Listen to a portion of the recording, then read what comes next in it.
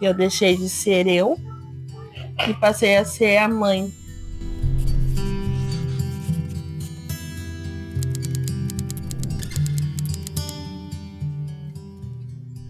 A mãe que tem que resolver, a mãe que tem que fazer. Passei a ser, além de mãe atípica, passei a ser fono, passei a ser neurologista, pediatra, oftalmo e etc. Porque tudo, né, fica pra gente, pra mim fazer.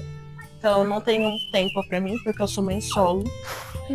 Não tenho quem me ajude, a não ser a minha filha de 10 anos e a minha mãe em alguns momentos específicos. Então eu fico bem limitado, assim. Às vezes alguém pergunta: o que você faz pra você?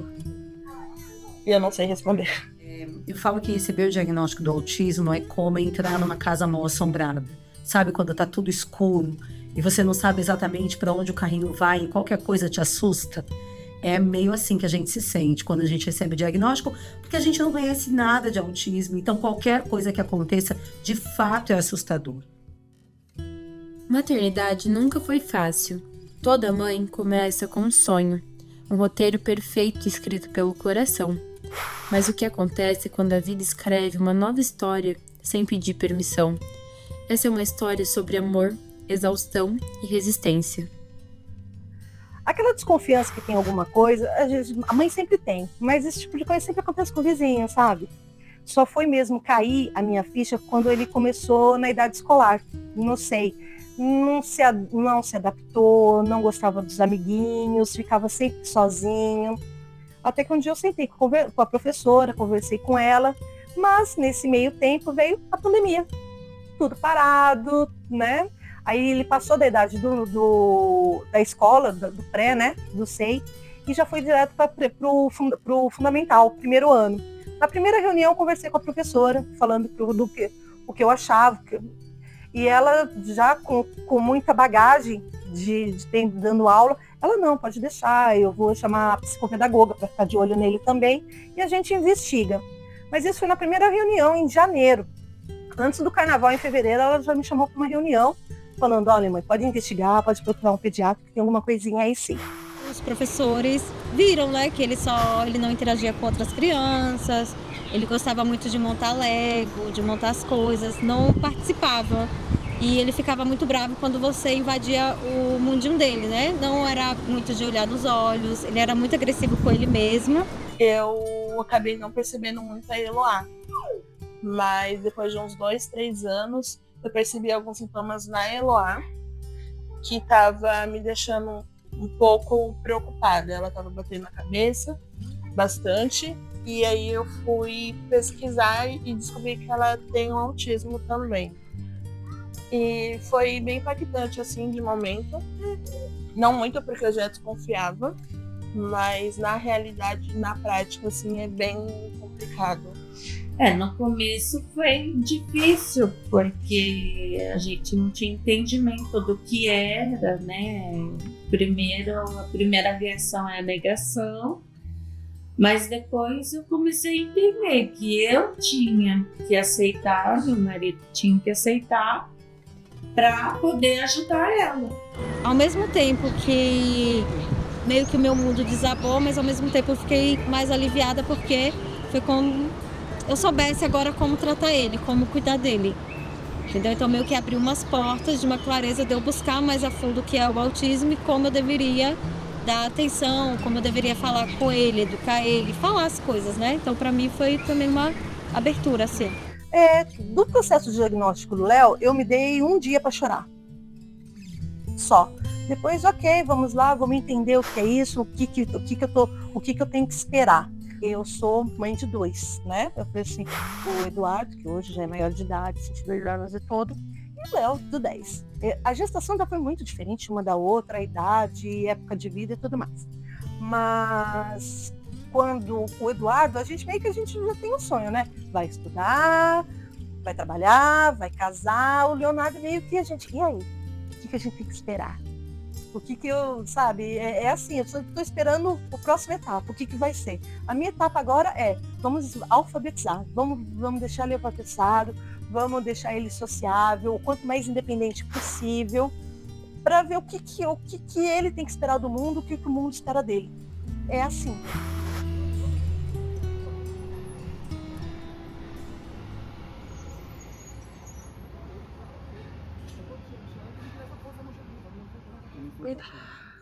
O que mudou na minha vida? Tudo. Que as pessoas falam, né? A mãe de autista saiu do mercado de trabalho. Não sai, ela é expulsa. Porque a maioria das empresas não conseguem dar conta de um funcionário que precisa sair um dia porque o filho está chorando na escola, precisa sair outro dia porque tem que levar no médico, outro dia não vem trabalhar porque é isso, por causa daquilo. Então, essa pessoa vai sendo de fato excluída do mercado de trabalho, da sociedade, dos amigos, porque é difícil você se relacionar com amigos, porque você precisa dar atenção para o filho o tempo todo, nem todo mundo entende. De fato, é um isolamento. Eu parei minha vida, assim, por causa da Manuela. Eu parei de trabalhar, eu parei de me cuidar até, assim, por tudo é a Manuela. Se dá pra ela ir junto, eu faço. Se não dá pra ela ir, eu não faço. Se ela gosta de comer, eu como. Se ela não gosta de comer, eu não como. Eu era totalmente independente, eu era... solteira, trabalhava, tinha meu dinheiro, e aí de repente minha vida deu assim essa reviravolta, e eu passei a viver a vida da Manuela. Tive que parar de trabalhar por causa dele, não eventualmente por conta do autismo em si, né?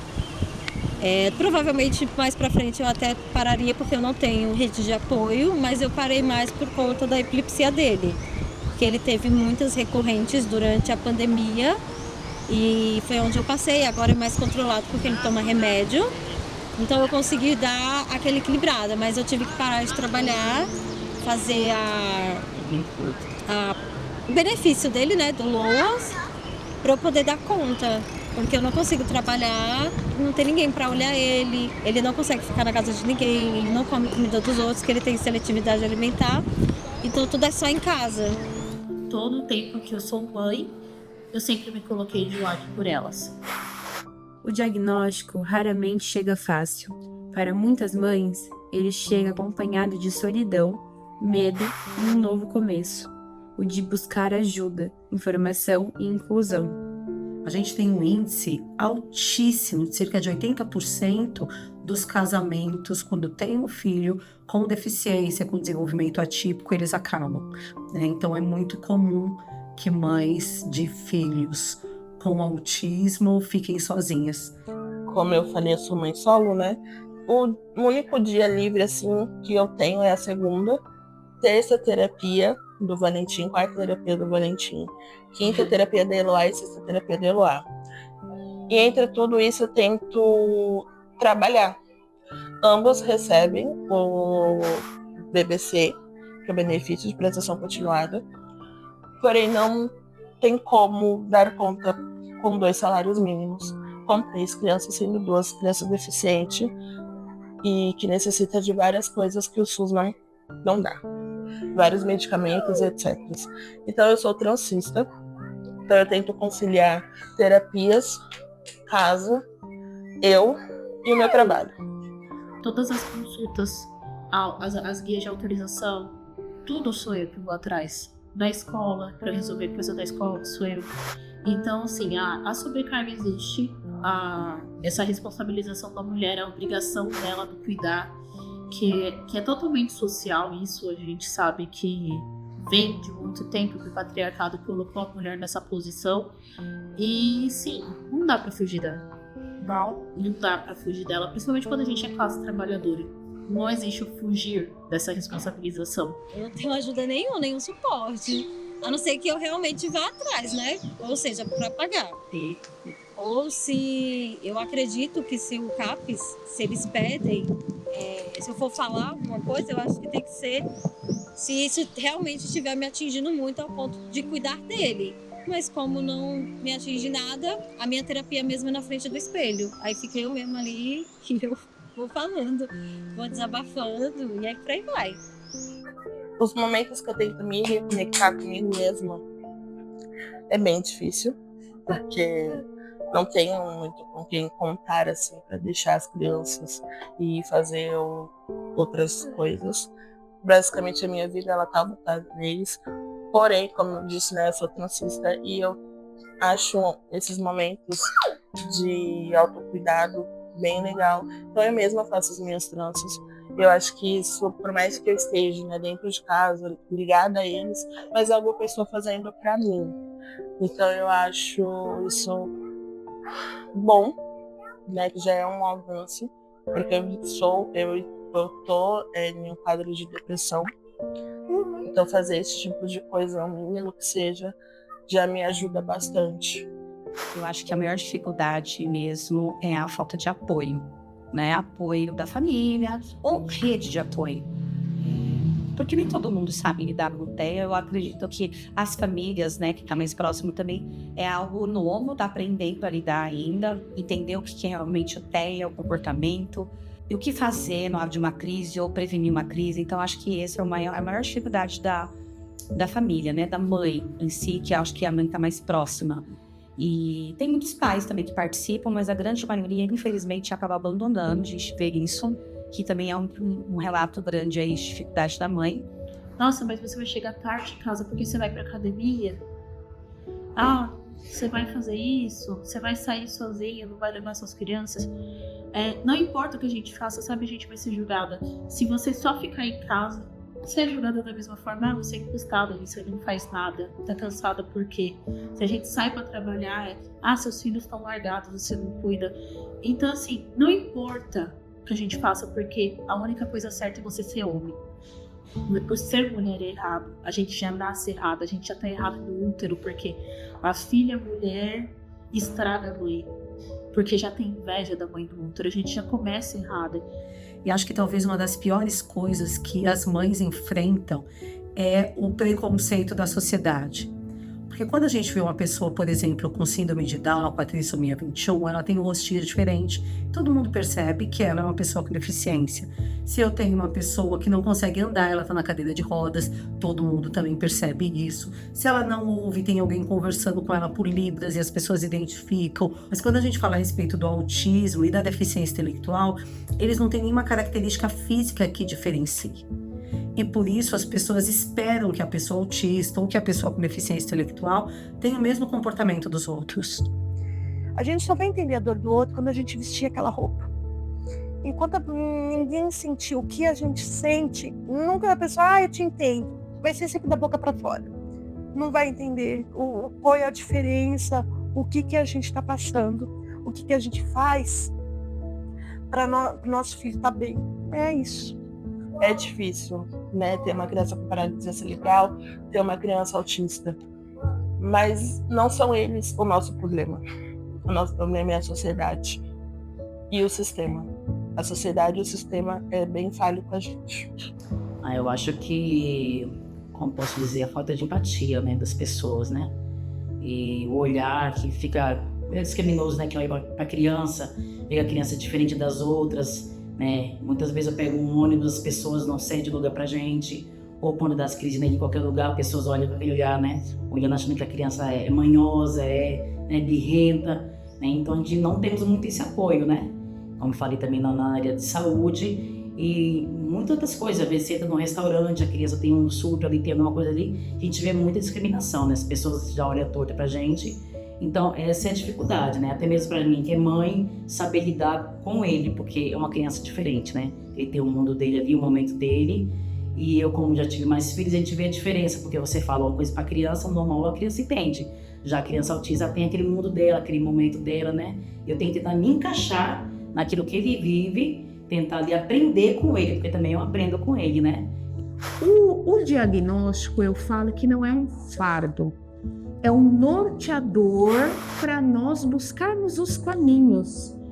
Eu tenho mesmo crianças que eu comecei a atender com 4 anos, diagnosticada com TEA, e que hoje estão perfeitamente até no mercado de trabalho, e que quando vieram aqui a mãe tinha essa negação, não, meu filho não é. Então é um trabalho de conscientização, é um trabalho de acolhimento. Eu falo que nem todas as flores desabrocham completamente, mas todas exalam perfumes. Nem toda maternidade é igual, mas toda mãe merece respeito. E todo filho merece ser amado por quem é. Mas que muitas vezes a gente orienta essa mãe, né, a procurar olhar um pouco mais para ela, a fazer coisas para ela, a buscar uma rede de apoio, que seja o próprio pai. Fique com o pai agora, você vai ali fazer a sua unha, agora você vai ali receber uma massagem, agora você vai ali dar uma volta na praça e chutar um picolé sozinha. Elas têm essa grande dificuldade, né? Porque ela sente culpa. Eu vou deixar meu filho aqui? Então, assim, é uma questão emocional muito grande. Tanto que nós abrimos uma psicóloga específica só para atender mães. Só para atender mães atípicas. Aí, enquanto ela está na terapia, essa mãe também entra na terapia. Eu tenho muita dificuldade de pedir ajuda. Eu tenho essa dificuldade de dizer, olha, não tô legal. Tanto que eu passei aproximadamente uns 4 anos só acumulando todos os meus sentimentos em relação a tudo que eu estava vivendo e vivendo no automático. Às vezes a gente não tem o tratamento, não tem a vaga, mas a gente tem que acolher, abraçar essa mãe, ser escuta para essas mães e, de uma maneira geral, tentar de alguma forma transformar a vida dessas mães. Não, eu tenho medo do futuro, de um dia, e depois quando eu e o Fábio não estiver mais aqui, já te falei isso pra você, de como que o mundo vai tratar ele, entendeu? É esse meu maior medo. Porque a gente, infelizmente, nós não estaremos aqui a vida toda. Nós podemos, partir. E se a gente não desenvolver eles da melhor maneira possível, quem é que vai cuidar deles? Então é importante a gente se dedicar ao máximo, mas também não esquecendo que nós somos mulheres, cuidar da gente mesmo, mas também pegando a parte mãe e criando eles da melhor maneira possível para que eles cresçam e tenham autonomia. Para mães que estão descobrindo agora, que desconfia que o filho tem o autismo, seja portador do transtorno, eu digo que é para ir atrás, sabe? Aceitar, porque para ajudar ele tem que aceitar, os pais têm que aceitar, o processo começa pelos pais e não é nenhum sacrifício, porque a gente faz pelos nossos filhos, É gratificante quando você vê seu filho bem, seu filho falando, seu filho sendo independente, fazendo parte da sociedade. É gratificante, vale muito a pena lutar por eles. A gente tem que começar a se resgatar, sabe? Cuidar de si, acolher, porque da mesma forma que eu acolho as minhas filhas, por que eu não me acolho?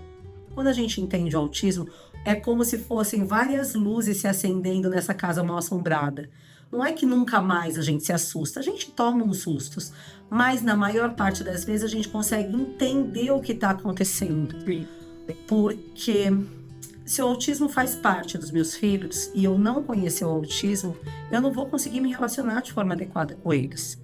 Eu sei que é difícil, eu sei que nem todo mundo tem marido em casa, eu sei que nem todo mundo tem um trabalho, eu sei que nem todo mundo pode ter um plano de saúde. A questão é que os nossos filhos são pessoas autistas e eles vão ser pessoas autistas pro resto da vida. A gente tem a obrigação de aprender sobre essa condição que vai acompanhá-los pro resto da vida, para que eles possam ter mais autonomia, para que eles possam ter mais felicidade. Acreditem em mim, exercer direitos não é um favor, é qualidade de vida para eles e para a gente, porque o diagnóstico chega não somente para eles, vocês sabem tanto quanto eu, o diagnóstico chega para a gente também.